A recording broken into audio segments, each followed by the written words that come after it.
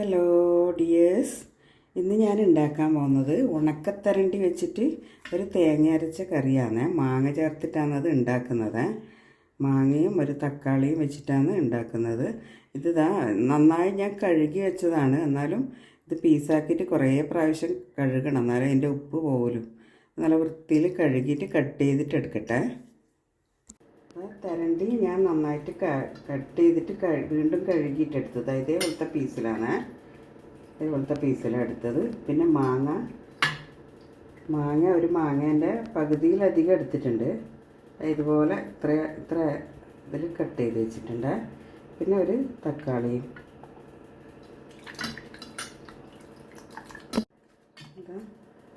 ഇതെല്ലാം നമുക്ക് ഒന്നിച്ചിട്ടിട്ട് വേവിക്കാം. ഞാൻ പച്ചമാങ്ങയും തക്കാളിയും എല്ലാം ഒന്നിച്ചിട്ട്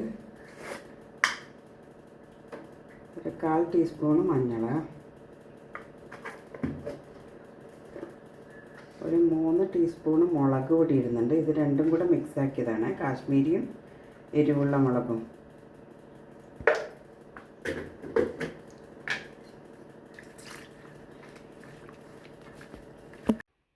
ഇത്രയും വെള്ളമാണ് വെച്ചത്. ഇനി നമുക്കിത് വേവിച്ചെടുക്കാം.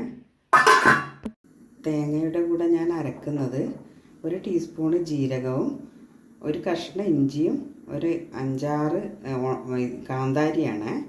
ഇത് ചേർത്തിട്ടാണ് അരക്കുന്നത്.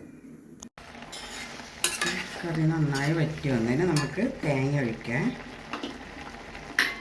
അതിന് മുന്നേ ഞാൻ 4 പച്ചമുളകാണ് ചെറിയ പീസാക്കി ഇട്ടതാണ്.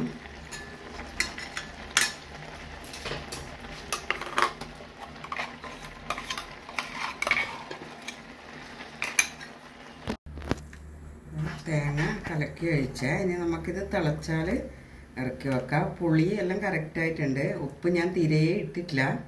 ഉപ്പ് വേണമെങ്കിൽ വയ്യ നോക്കിയിട്ട് കറിക്ക് ഇടാം. കറി നന്നായി തിളച്ച് ഇനി നമുക്ക് ചെറിയുള്ളിയും കറിവേപ്പിലയെല്ലാം വറുത്തിടാം. ചെറിയുള്ളിയും കറിവേപ്പിലയാണ് വെളിച്ചെണ്ണയിലാണ് വറുത്തിട്ടത്.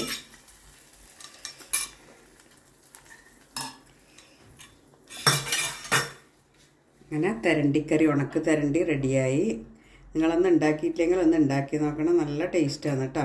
ഇത് ഓരോന്ന് പൊടിഞ്ഞു പോകും. അപ്പോൾ നിങ്ങൾ ആദ്യം മാങ്ങയും തക്കാളിയെല്ലാം കുറച്ച് വേവിച്ചതിന് ശേഷം തരണ്ടി കഷ്ണം ഇട്ടാൽ മതി, ഉണക്ക് തരണ്ടി. എന്നാൽ അങ്ങനെ ഇതാവില്ല. ഇത് കുറച്ച് പൊടിഞ്ഞു പോയി കഷ്ണം. ഓക്കെ, ഇഷ്ടമായിട്ടുണ്ടെങ്കിൽ എല്ലാവരും ഒരു ലൈക്കും കമൻറ്റും ഷെയറും സബ്സ്ക്രൈബ് ചെയ്യാത്തവർ സബ്സ്ക്രൈബും ചെയ്യണേ. Okay, thank you.